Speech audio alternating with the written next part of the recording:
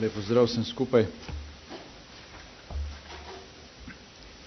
Zaradi zadnjih dogajanj in posegov v slovensko lastnino ob Dragonji sem danes zjutraj poklical predsednika hrvaške vlade, gospoda Sanaderja, in mu izrazil protest zaradi kršenja Brionskega dogovora, ki je bil sklenjen leta 2005.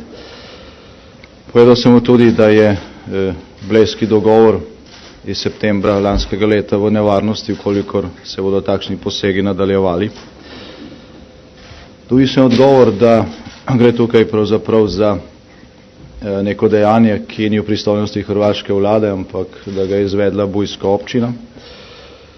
Moj odgovor je bil, da Brionski dogovor iz leta 2005 veže vse subjekte v Sloveniji in v Republiki Hrvaški in da je ta dogovor potrebno spoštovati. Poleg tega pa smo obveščeni, da je v tem konkretnem postopku, ko je šlo za prodajo tega zemljišča, sodelovalo tudi Ministrstvo za kmetijstvo Vlade Republike Hrvaške.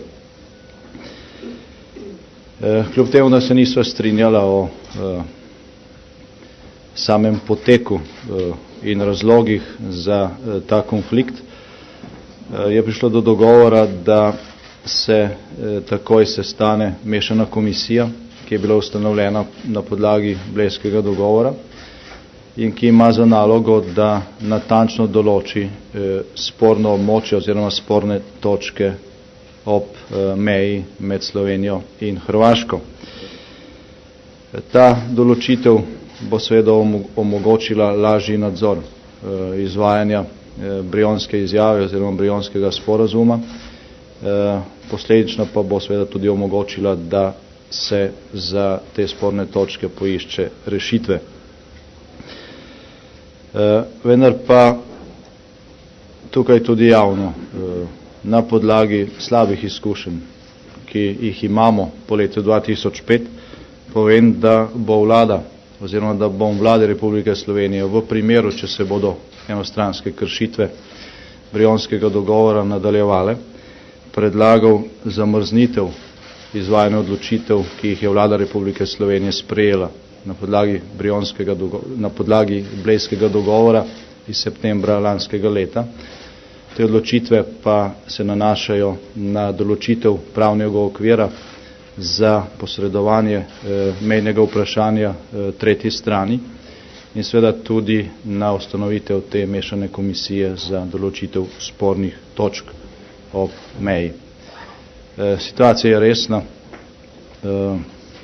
Želeli bi si, da se Republika Hrvaška zaveda pomena zgodovinskega trenutka, v katerem je, ko mora zaključiti pogajanja z Evropsko unijo, in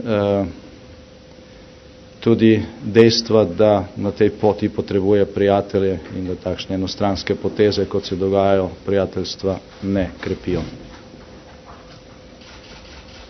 Je mogoče kakšno vprašanje?